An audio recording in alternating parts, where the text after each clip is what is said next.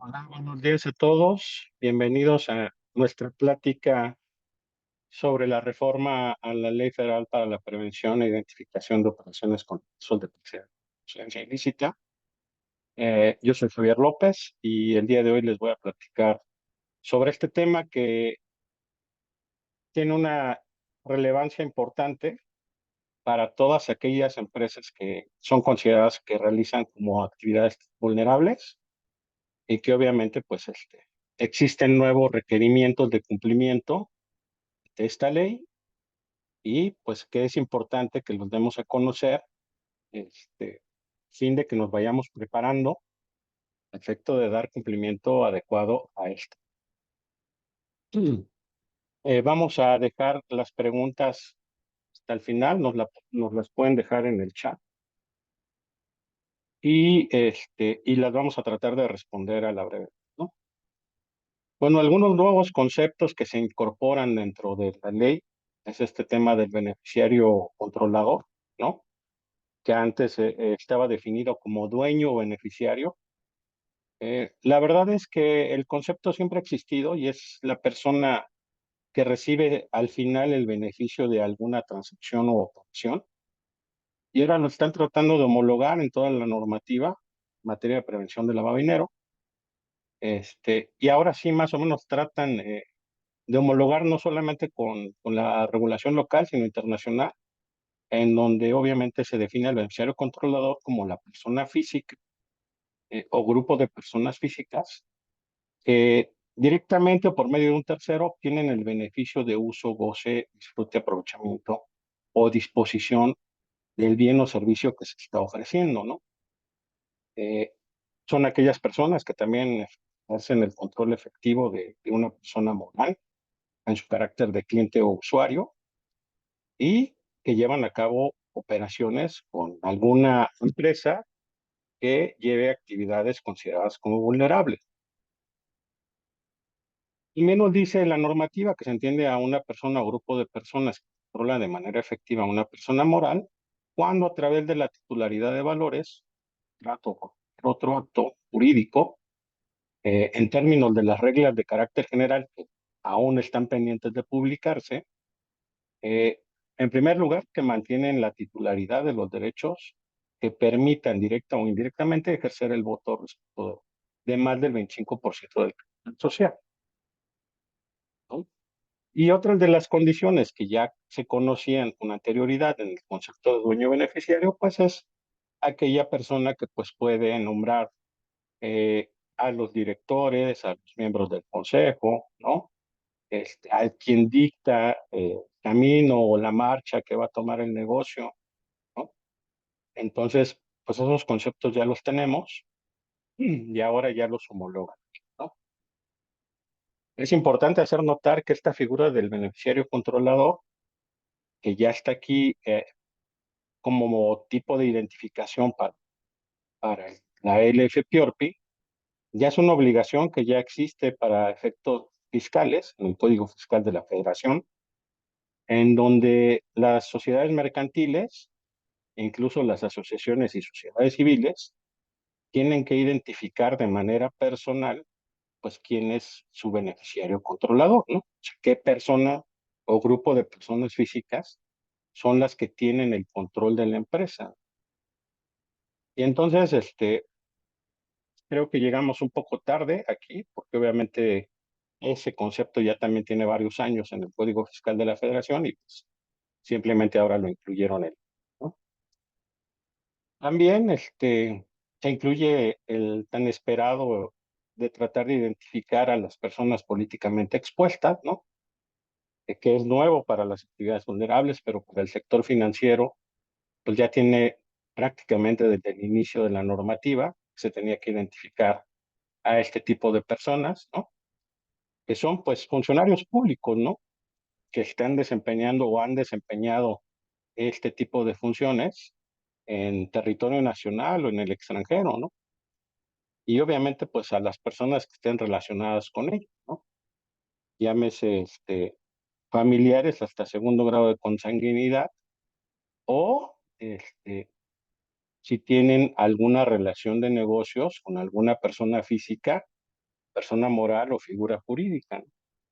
Entonces ya también existe la obligación precisamente de estarlos identificando y derivado de esta identificación, pues va a resultar que de entrada a los PEPs extranjeros, pues seguramente los vamos a tener que clasificar como clientes o usuarios de alto riesgo, ¿no? Como está en la normativa para el sistema financiero.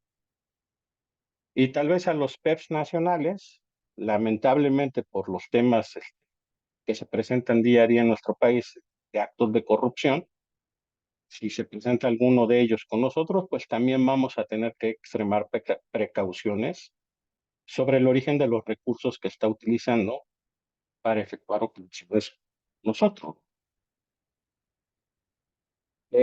Las autoridades, esto es nuevo, eh, van a tener que establecer programas de capacitación, actualización y especialización de su personal. Y esto esperemos que sí funcione, ¿no? Eh, lamentablemente, dentro de las organizaciones públicas encargadas de combatir el delito de ORPI, de operaciones con recursos de procedencia ilícita, lamentablemente tenemos poca gente especializada. Y en los últimos sexenios eso se ha traducido en que el número de averiguaciones y que han tenido éxito sobre la investigación de estos delitos, pues han sido mínimas, ¿no? Y ha sido una de las quejas en la evaluación mutua que se tiene con el GAFI, ¿no?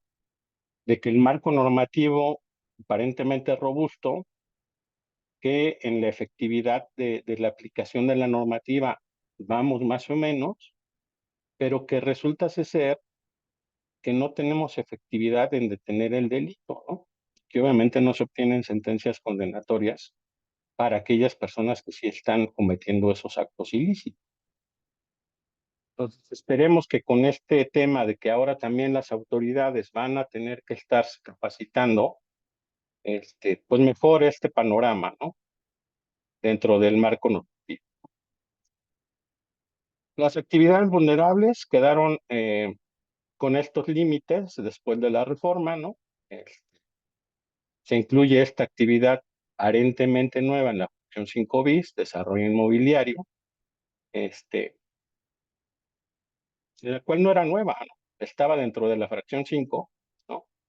Este, donde estaban englobadas las actividades de construcción, desarrollo, intermediación y compraventa de bienes inmuebles. Eh, Se clarificó a lo largo del tiempo que obviamente cuando hablábamos de comercialización, pues es compraventa, porque muy al inicio de que empezó la LFPORPI, había dudas hasta de, por ejemplo, si quien realizaba la instalación eléctrica de una construcción pues era sujeto de la actividad vulnerable, ¿no? Y pues no, o sea, afortunadamente rápido se atendió esa duda y pues simplemente es donde haya traslado a dominio de un bien inmueble. Y aún así hay temas que se tienen que consultar a la UIF, ¿no?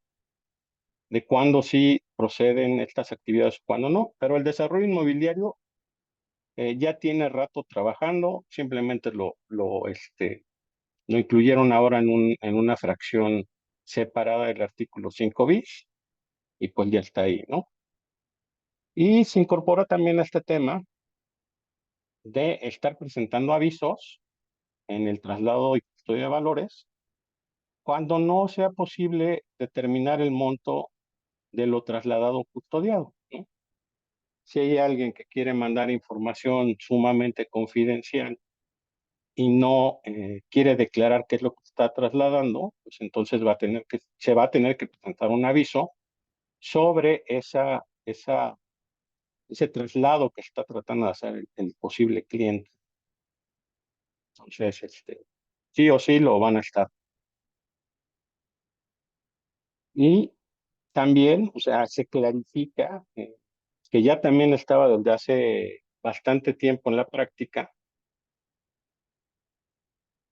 que también los fideicomisos que lleven a cabo actividades vulnerables, pues, son sujetos del cumplimiento de la ley, ¿no? Y entran principalmente en temas de desarrollo inmobiliario o en administración de recursos, ¿no? Entonces, si tenemos fideicomisos, aunque sean constituidos por una institución financiera, si llevan a cabo actividades vulnerables, van a tener que dar cumplimiento a lo que establece la ley, ¿no? Eh, También está este tema de que ahora, eh, si los notarios y corredores públicos, ¿no?, llevan a cabo actualizaciones, invariablemente van a tener, antes no estaba muy explícito por parte de la normativa, pero ahora sí, ya lo pusieron como tal. Eh, y obviamente en el tema de la transmisión de derechos reales sobre inmuebles, se establece un nuevo límite de 8,000 UMAS, ¿no? Y de la constitución o modificación de fideicomisos activos de dominio o de garantía de 4,000. Entonces, básicamente quedaron igual, salvo estas modificaciones en los umbrales.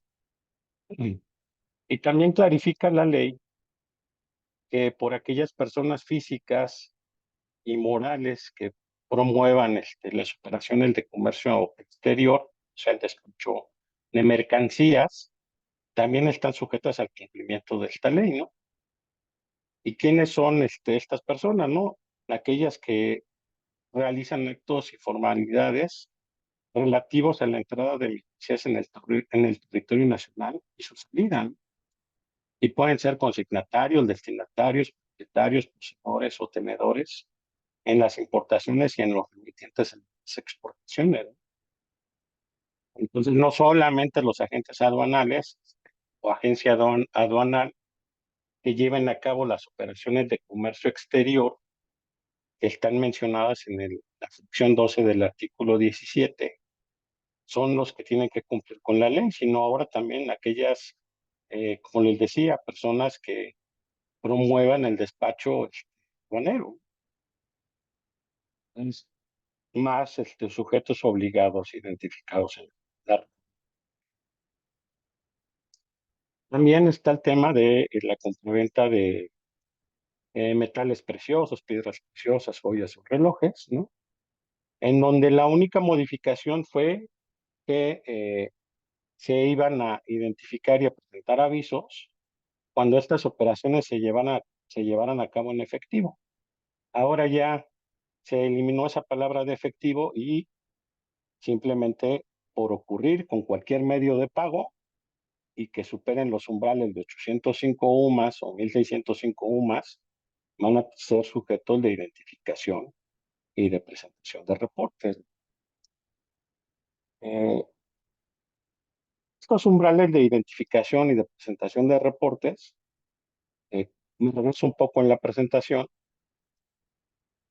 Si llegamos a estos UMAS, que ahora ya son definidos todos en UMAS, antes estaban definidos en veces del salario mínimo general del Distrito Federal, ahora ya la modificación afectó a todos estos umbrales, ya todos son en UMAS.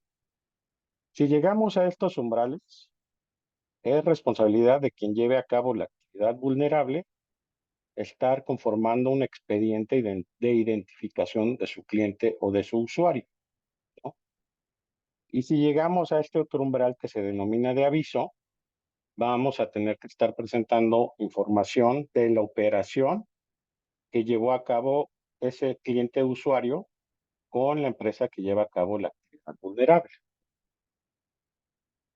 Entonces, si se fijan, ya está mucho más acotado el tema de dónde se determina el valor y cuánto es, ¿no?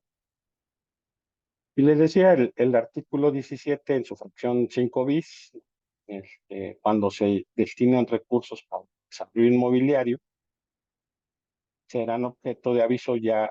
Desde enero de 2017 estaba la obligación, e incluso en ese año existió una facilidad administrativa de reportar solamente el inicio de la actividad vulnerable y obviamente pues, hasta su conclusión. Pero nada más fue vigente durante ese año. Y todos los años posteriores, pues obviamente se da de alta la actividad y se reporta mes a mes las aportaciones que van realizando cada uno de los tres tipos de personas que pueden estar participando en el desarrollo inmobiliario, ¿no? Que son los propios accionistas, ¿no? De la zona jurídica que esté llevando a cabo el desarrollo inmobiliario, ¿no?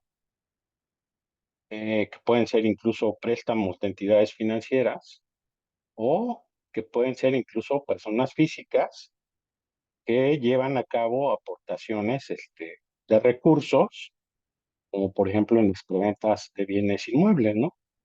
Si llegan a alcanzar los límites establecidos, pues obviamente son sujetos de identificación y de aviso, ¿no? Mm.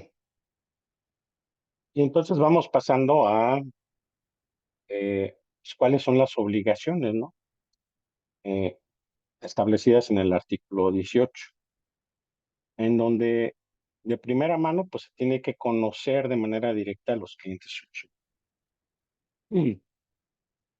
Y aquí pues viene una complicación porque prácticamente la autoridad nos está diciendo que informemos que efectivamente tuvimos a la vista a la persona que está llevando a cabo la transacción con nosotros, ¿no? Y que efectivamente pues llenó un formulario de transacción y que efectivamente tuvimos a la vista los documentos señalados por la normativa para identificarse, ¿no? Y que esto pues es muy controversial, ¿no? Porque ya estamos en muchos lados migrando hacia una identificación de tipo remota, ¿no? Entonces, este tema de la identificación de manera directa, pues se le ha puesto en la mesa a la autoridad de cómo va a ocurrir, ¿no? Y cuáles son los procedimientos que nosotros, como sujetos obligados de las actividades vulnerables, pues tenemos que reaccionar. Y sin embargo, la respuesta que se ha recibido hasta la fecha, pues es que esperemos qué es lo que se dice en las reglas de carácter general.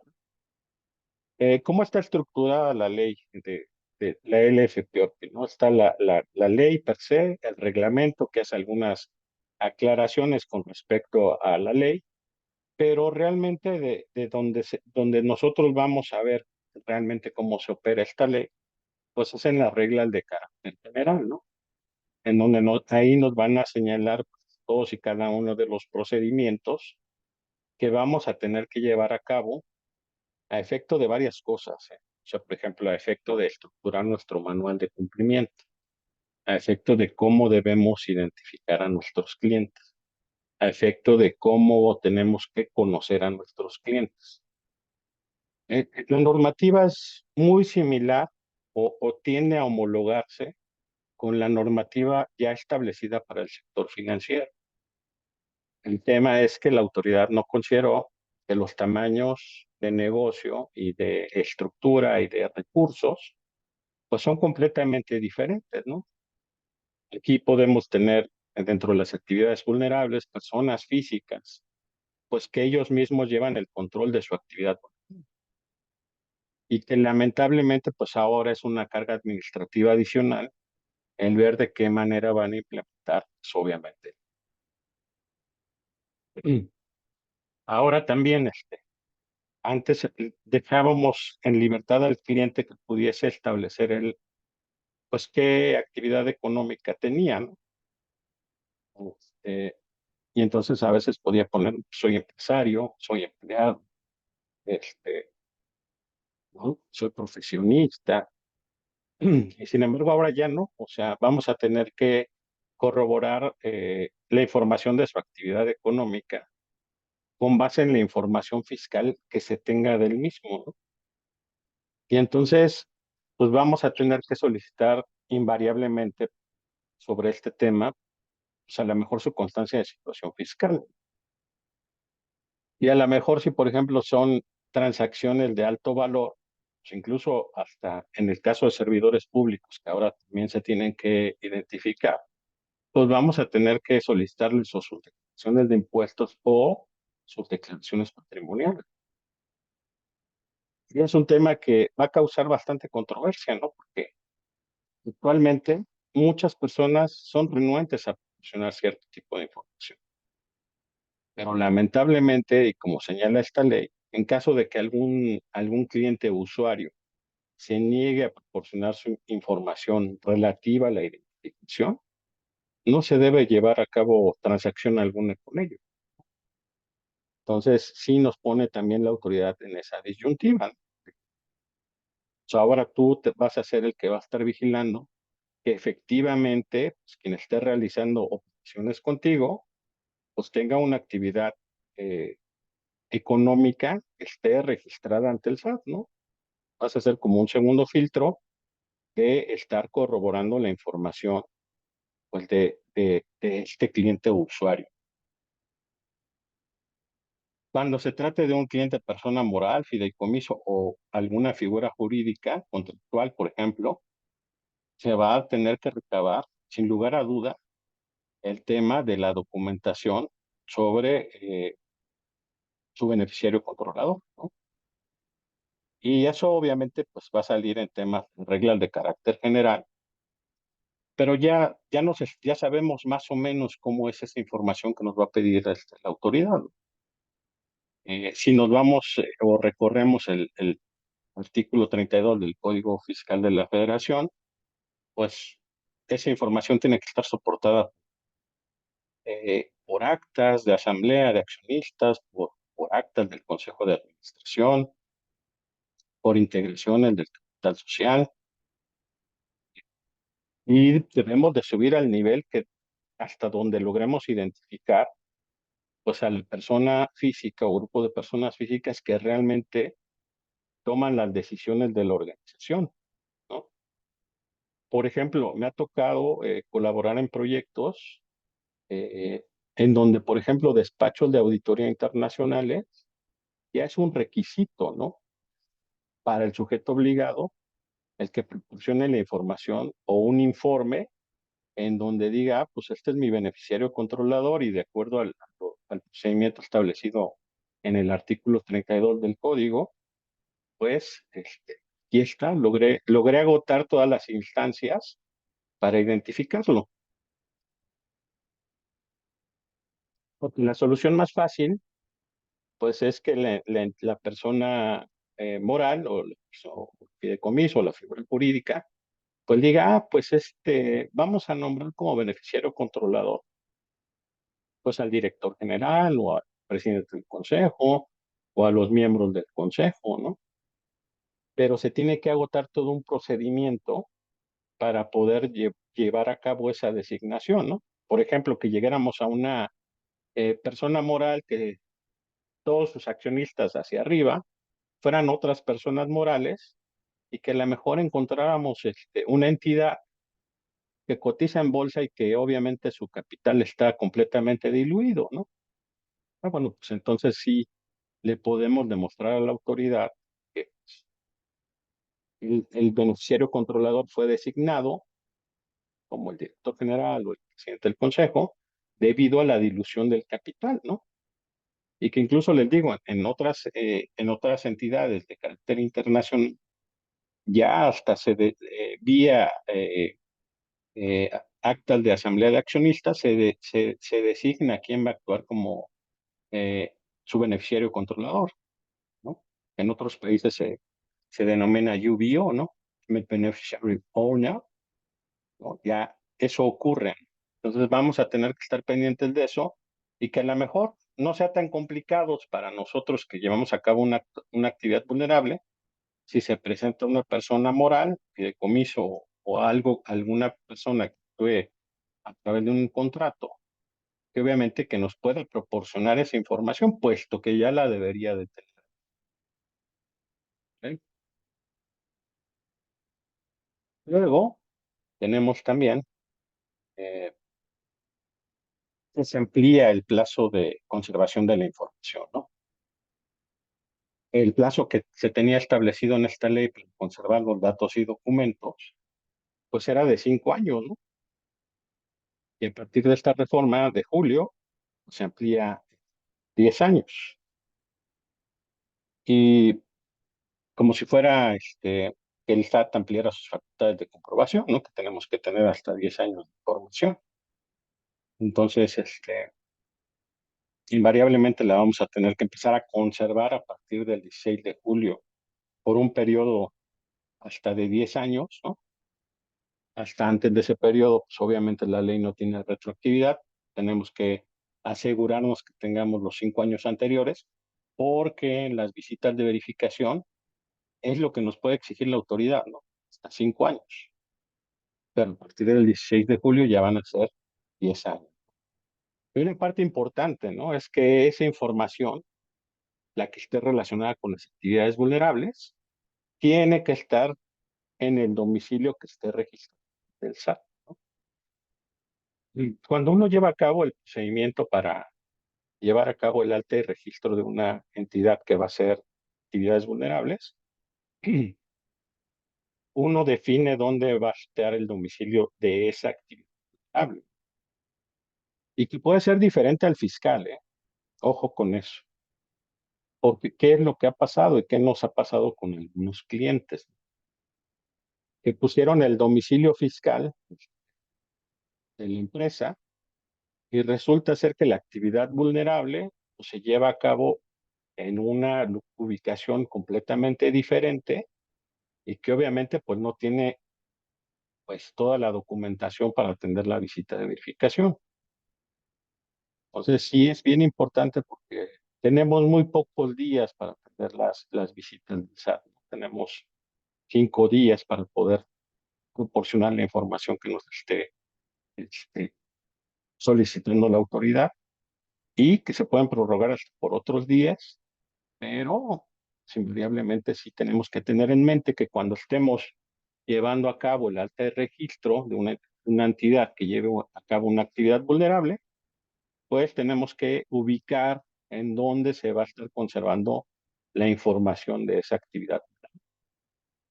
Y eso, pues es todo lo relacionado, por ejemplo, a estados de cuentas bancarios, a CFDIs, por ejemplo, ¿no? Incluso las integraciones que se llevan a cabo para hacer los papeles de trabajo, para presentar los avisos, también se tienen que conservar en ese domicilio, que ahora también esas integraciones o esos papeles de trabajo los vamos a tener que conservar, ¿no? Y obviamente los propios envíos de los avisos que se hayan presentado, ¿no? Entonces sí tenemos que tener bien en cuenta eso, ¿no? A veces tenemos nuestro archivo digital en la nube y pensamos que con eso estamos cubiertos, ¿no? Les digo, ya nos pasó con varios clientes. Llega el SAT a la ubicación y resulta ser que nadie tiene la información en esa ubicación, que están a lo mejor en la casa matriz o están a lo mejor en otra de las oficinas del cliente. Entonces, ya desde ahí nos podemos empezar a meter en problemas. También, ya como obligación, lo incorporaron en la ley que tenemos que dar el alta de registro, en su caso, modificación o baja del padrón, ¿no? De las personas que realizan actividades vulnerables. Porque, ¿qué ha pasado?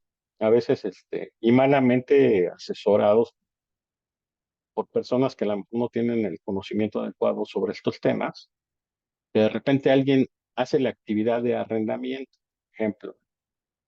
Dicen, pues es actividad vulnerable y date de alta, ¿no? Pues, en darme de alta, pues genera obligaciones, ¿no? Que la autoridad está pensando que efectivamente se están llevando, ¿no? Esas operaciones, ¿no? Sujetas a identificación y aviso.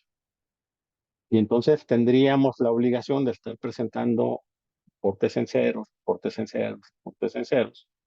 Y si nos omitimos alguno de ellos, pues ya estamos en incumplimiento y probablemente vamos a poder ser sancionados por la autoridad, ¿no? Entonces, sí, ahora sí lo ponen en la ley, el alta, registro, modificación o baja del padrón también. A veces dejamos de hacer la actividad vulnerable y decimos, no, pues vamos a dejarla viva, pues por aquello de que volvamos a efectuar ese tipo de transacciones, ¿no? Y resulta ser que ya nunca más lo hicimos. Por ejemplo, los préstamos intercompañía. Se prestó una vez a una empresa, se terminó el préstamo y ahí se dejó la actividad porque se piensa que se va a volver a utilizar. Y pues no, simplemente termina la actividad vulnerable, pasan 3 meses sin que yo la vuelva a hacer, la recomendación sería, pues date de baja. Y si vuelves otra vez a tener actividad vulnerable, en ese momento es cuando deben de llevar a cabo el alta y registro otra vez del vulnerable. Pero bueno, tan es así que lo está viendo la autoridad que pues dice ya lleva un orden sobre estos procesos y haz movimientos cada vez que se requieren. ¿Sí? También tiene este tema de presentar reportes de 24 horas. Antes había alertamientos en los reportes, en los avisos que se estaban presentando a la autoridad. O sea, uno presentaba sus avisos normales y podía meterle una etiqueta de alerta diciendo qué es lo que estaba ocurriendo. Pues ahora ya va a haber este reporte que es conocido en el sistema financiero cuando hay hechos o indicios claros de que a lo mejor estamos ante una operación que tiene recursos de procedencia ilícita, ¿no? Y entonces, desde el momento en que nosotros nos damos cuenta, ya sea que recibamos la operación o no, vamos a tener que presentar este reporte a la autoridad, ¿no?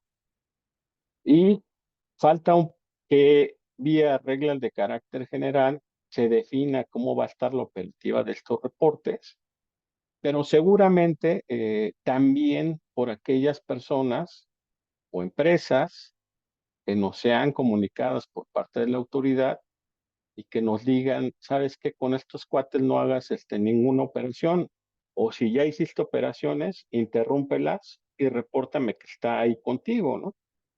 En el sistema financiero se denominan ese tipo de operaciones como listas de personas bloqueadas, ¿no? Una autoridad llega y nos comunica una lista. Entonces, si nosotros buscamos en nuestros clientes y encontramos que, por ejemplo, le estamos rentando un inmueble, pues tenemos que decirle a la autoridad, ¿sabes qué? Aquí tengo una persona que está en esta lista y te lo reporto en este reporte. ¿Vale? Eh, este punto que va a causar muchísimos dolores de cabeza a muchos, ¿no? Es elaborar una metodología de evaluación de riesgos. Eh, en el sistema financiero, la obligación nació en 2017 y a pesar de que ya se contaba con experiencia en el tema de administración de riesgos, costó muchísimo trabajo para que todas las entidades financieras dieran un adecuado cumplimiento con esta obligación. Este, ¿Y por qué es esto? Que se tiene que hacer un análisis profundo de la entidad para identificar cuáles son los riesgos a los de lavado de dinero y de financiamiento al terrorismo a los que está expuesto mi entidad. En 4 dimensiones, ¿no? Por mi tipo de productos, por los clientes con los que tengo relación de negocios, por las ubicaciones geográficas en donde yo llevo a cabo mis negocios y por las transacciones que llevo a cabo con ellos o cómo le hago llegar yo esos productos a canales de distribución, ¿no? Entonces, se tiene que hacer un análisis detallado de todos los posibles riesgos a los que está expuesto la entidad. Y una vez que se tengan identificados esos riesgos, pues se van a tener que cuantificar, ¿no? En cuanto a su probabilidad de ocurrencia y a su probabilidad de qué tanto pueden ocurrir y qué tanto me pueden impactar en mi organización, ¿no? Y con eso vamos a determinar un nivel de riesgo de la entidad. Puede ser alto, medio o bajo.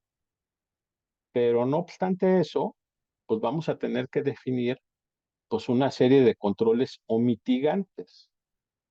¿Qué es lo que va a impedir que estos riesgos se materialicen, ¿no?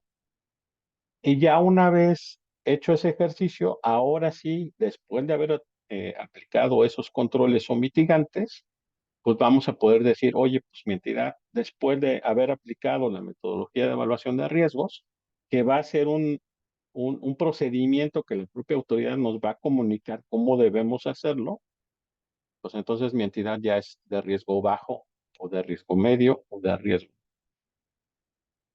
A la autoridad le gusta manejar normalmente 5 niveles de riesgo, ¿no? Bajo, medio, medio bajo, medio alto, alto, ¿no? Este, a veces es difícil de cuantificar que efectivamente en qué nivel estamos. Si no tenemos operaciones muy sofisticadas, tal vez podamos quedarnos con 3, aunque les digo, a la autoridad le gusta hacer esta evaluación normalmente en 5 niveles. Y bueno, pues eso nos va a costar trabajo y tenemos que hacerlo de manera adecuada. ¿Qué fue lo que pasó en el sistema financiero, no? Al haber desconocimiento de esto, pues muchas entidades pues, lo que hacían es que le hacían copy-paste a la metodología de evaluación de riesgos de otra entidad y de repente pues no era la realidad que tenían ellos, ¿no? Porque no era el tipo de clientes con el que transaccionaban, no era el tipo de productos con los que hacían negocios, no era el tipo de ubicaciones geográficas con los que también transaccionaban y no era el tipo de transacciones incluso. Y entonces pues obviamente el ejercicio salió, ¿no? Y era muy criticado eh, por parte de la comisión, pues esos modelos, ¿no? Y hacían mucho énfasis a los auditores, que vamos, más adelante vamos a tocar ese tema, hacían mucho énfasis a los auditores en revisa bien la metodología de evaluación de riesgo, revisa bien la metodología de riesgo. Y en los foros normalmente era la metodología de evaluación de riesgo de las entidades financieras, pues no están adecuadamente elaboradas. Entonces, seguramente va a haber un plazo suficiente para que las entidades pues, puedan desarrollar esta metodología, pero sí tiene que ser un traje a la medida, ¿no? No podemos hacer copia de otras entidades, aunque sean incluso del mismo sector, porque obviamente los controles que tiene cada entidad pues, son diferentes. También se subió a nivel de ley, porque estaba en reglas de carácter general, la obligación de contar con un manual de cumplimiento, ¿no? En este manual de cumplimiento vamos a detallar todas las políticas, criterios y procedimientos que tenemos que realizar para dar cumplimiento a la ley, el reglamento y la regla. Entonces ya sí o sí tenemos que contar con ese documento y también, al igual que el anterior, tiene que ser un traje a la medida de la propia organización, porque los controles que yo tengo establecidos son diferentes, incluso hasta por estructura, ¿no? El número de personas que yo voy a tener para poder cumplir con la ley son diferentes. Soy una gran organización, a lo mejor tengo un equipo de cumplimiento, ¿no? Mientras que, por ejemplo, si a lo mejor yo soy persona física, pues obviamente pues yo tengo que detallar qué es lo que tengo que hacer yo para poder cumplir con la ley, ¿no? De ese nivel está la cosa. También este, se señala la obligación de elaborar procesos para la selección de personas. ¿Y qué es esto? ¿Qué es lo que quiere obtener la autoridad con esto, no? En primer lugar, que se demuestre que existe experiencia en la actividad vulnerable y en mecanismos de prevención del lavado de activos o de combate al financiamiento al terrorismo. Este, en donde vamos a tener que probablemente solicitarle el currículum al colaborador, probablemente solicitarle, como ocurre en el sistema financiero, una declaratoria, ¿no? En donde nos indique que cuenta con esa experiencia, dónde ha laborado, y lo más importante y fundamental, pues que no ha sido sentenciado por delitos de tipo patrimonial, ¿no? Que no ha sido inhabilitado para ejercer algún puesto en una actividad vulnerable, o en alguna entidad financiera, ¿no? O incluso hasta para desempeñar algún puesto en el gobierno, ¿no? Entonces, ese tipo de cosas se van a detallar en las reglas de carácter general pero por la experiencia que tenemos en el sector financiero, pues, pues podemos decir que por ahí va a ir este tema de la selección de personas, ¿no? Y obviamente que ese expediente pues, va a tener que estar a disposición de la autoridad cuando así lo requiere. Y bueno, se va a tener que capacitar, así como con las autoridades, también vamos a tener que desarrollar programas de capacitación de manera anual, ¿no? Y bueno, pues ahí invariablemente son tres temas los que básicamente solicita la normativa actualmente para el sistema financiero, que en primer lugar es capacitar sobre el propio manual de cumplimiento que haya elaborado la organización. En segundo lugar es el tema de la normativa, ¿no? Ley, reglamento y reglas de carácter general. Y finalmente, pues la parte importante y medular, ¿no? Los métodos, técnicas y tendencias que se están utilizando, ¿no? Para lavar activos o para financiar el terrorismo en actividades económicas que pueden ser similares a las nuestras, ¿no? Y bueno, pues ahí, en esa parte, AFI, por ejemplo, está desarrollando este programa de capacitación y va a estar disponible para los sujetos obligados de las actividades vulnerables a partir del primer trimestre de 2016, ¿no? Que es cuando empieza la obligación de tener esta capacitación al personal, ¿no? ¿Y quiénes se van a tener que capacitar? Desde los más altos directivos de la organización hasta aquellas personas que tengan o contacto directo con el cliente o que lleven a cabo administración de recursos dentro de la organización. Entonces, sí es una capacitación que va a impactar, ¿no? Dice también que es una nueva obligación que va a ser muy controversial. Esta de establecer mecanismos automatizados, señala la ley, que en realidad son sistemas, ¿sí? Que nos permitan llevar a cabo un monitoreo permanente de los actos o operaciones que realicen los clientes o usuarios. La normativa del sector financiero se llama sistemas automatizados, ¿no? Que yo creo que es el mismo requerimiento, ¿no? Y en donde efectivamente es un sistema de monitoreo transaccional de todas las operaciones que hacen nuestros clientes o usuarios, ¿no? Que va a tener que tener la funcionalidad de agrupar todas las operaciones que hacen esos clientes o usuarios, que va a tener que tener la capacidad de construir una cosa que se llama perfil transaccional, ¿no?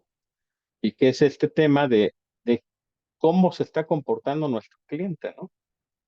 Por ejemplo, en el tema de arrendamiento, que es el más sencillo, ¿no? Ah, pues tenemos una renta estándar y el perfil transaccional, pues es en línea recta, ¿no? Es flat.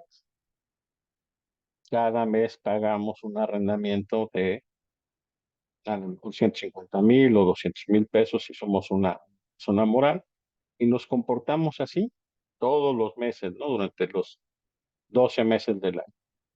Pero ¿qué pasa si, por ejemplo, llega ese cliente, persona moral, y dice, oye, te quiero adelantar un año de renta?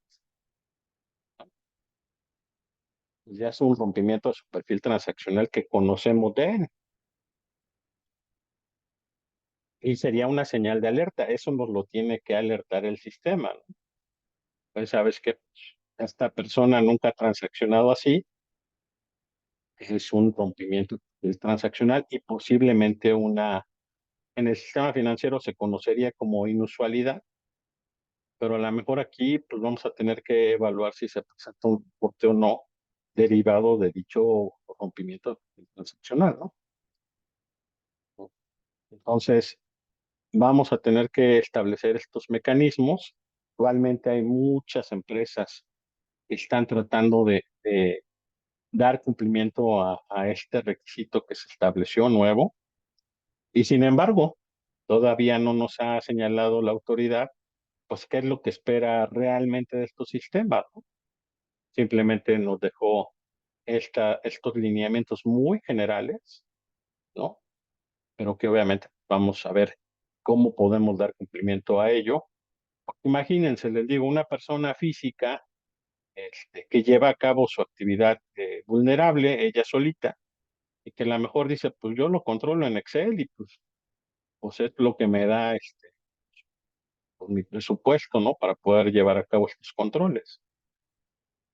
Le tendrá que demostrar a la autoridad que pues, con ese Excel pues puede llevar a cabo todo lo que le marque la normativa, ¿no?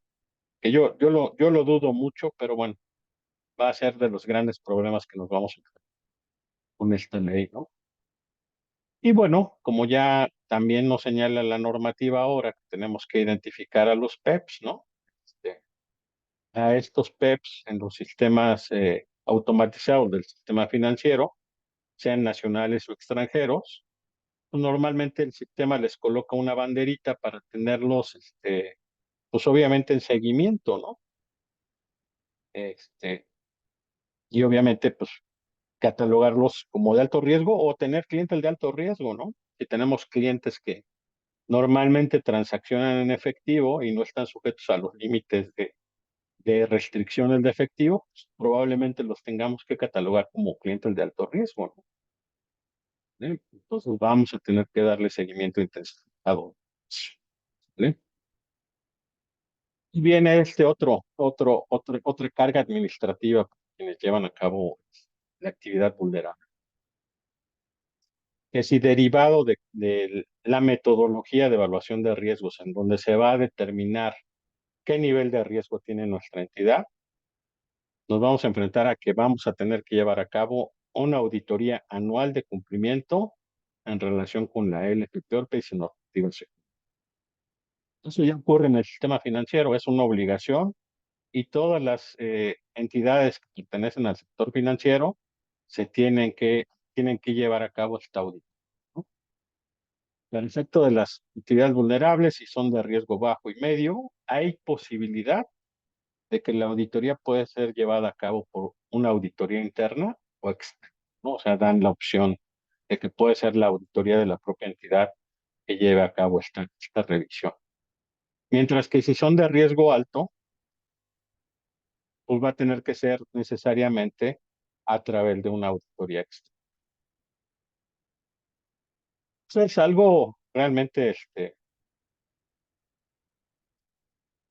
refleja el poco conocimiento que tiene la autoridad en relación a esto. Porque imagínense, si alguien tiene riesgo alto y si decimos que se tienen que establecer controles para mitigar estos riesgos y obviamente que no se materialicen, pues nadie debería estar en riesgo alto, ¿no? Por más que su propio riesgo inherente pudiese ser alto, alguien que transaccione con volúmenes importantes de efectivo, ¿no? Necesariamente tiene que establecer controles para que no se vaya a materializar un tema de lavado de activos o de financiamiento al terrorismo, ¿no? Y entonces, en un mundo en donde se cumple con la normativa, pues tendríamos que tener a todas nuestras entidades o como de riesgo bajo o como de riesgo medio, porque pues establecemos controles, ¿no? Y entonces, la de riesgo alto realmente no debería ni de pitar. Pero aquí viene el punto importante. Eh, la auditoría tiene que ser llevada a cabo por personal, zonas, pues, que tengan ciertas credenciales. En el sistema financiero, tanto el auditor interno como externo, pues lleva a cabo un proceso de certificación cada 5 años, ¿no? En donde demuestra que tiene los conocimientos para llevar a cabo una auditoría. Y entonces eso va a ocurrir también dentro de las actividades vulnerables, por lo que las primeras auditorías pues, probablemente no las veamos pronto, ¿no? Probablemente las veamos en 2 o 3 años, ¿no?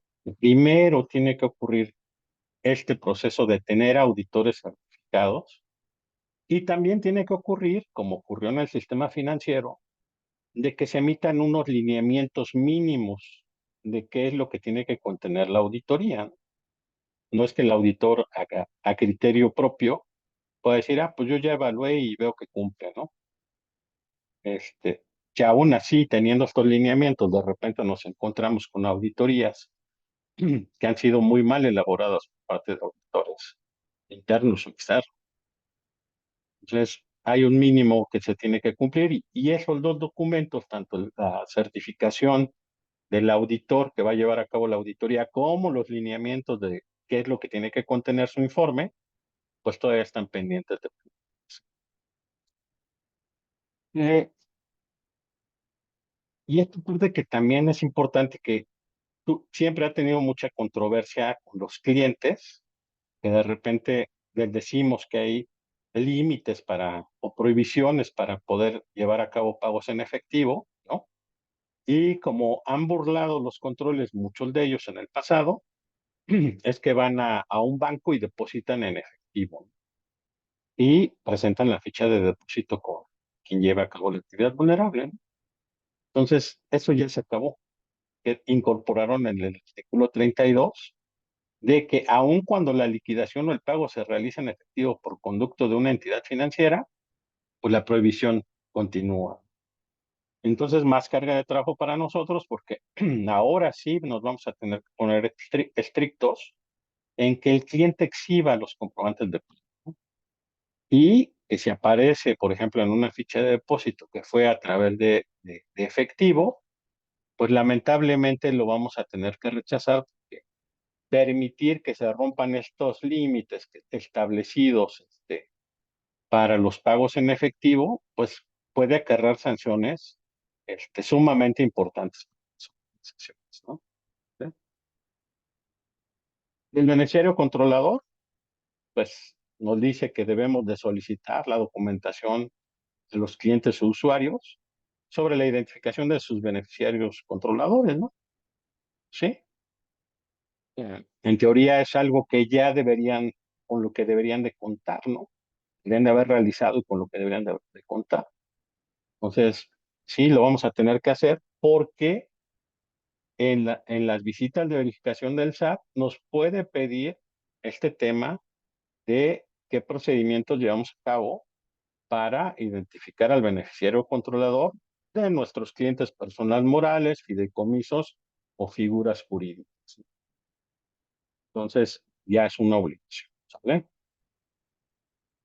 También, muy vedadamente, nos está diciendo la autoridad que probablemente pueda solicitar que suspendamos operaciones con determinados clientes o usuarios.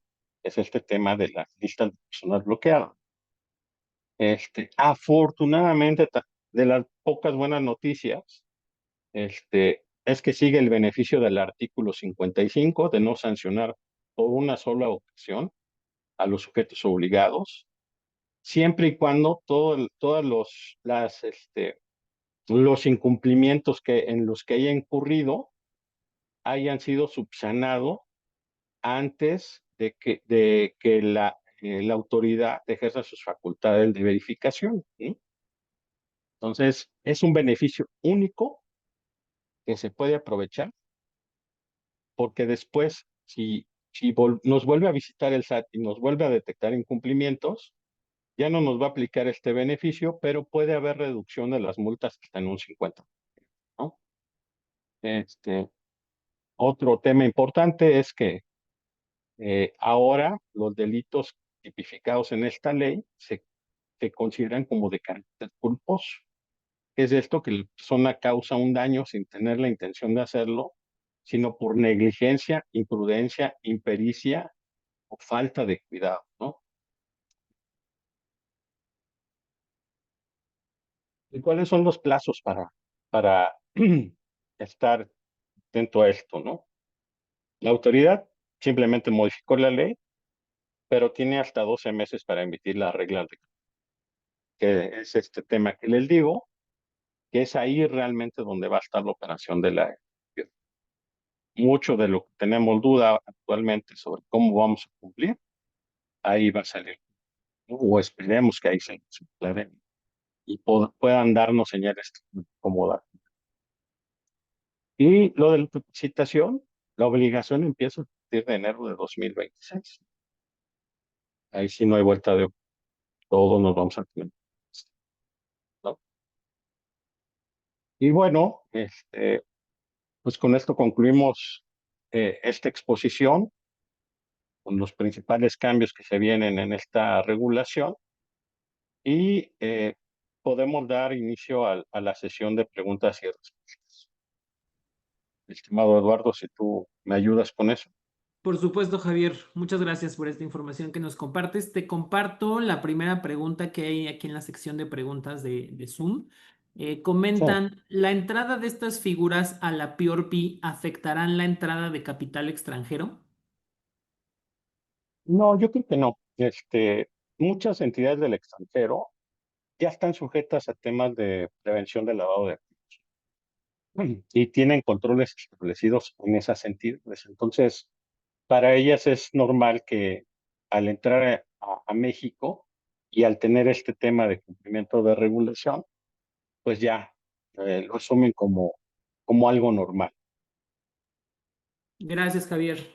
Te comparto otra pregunta.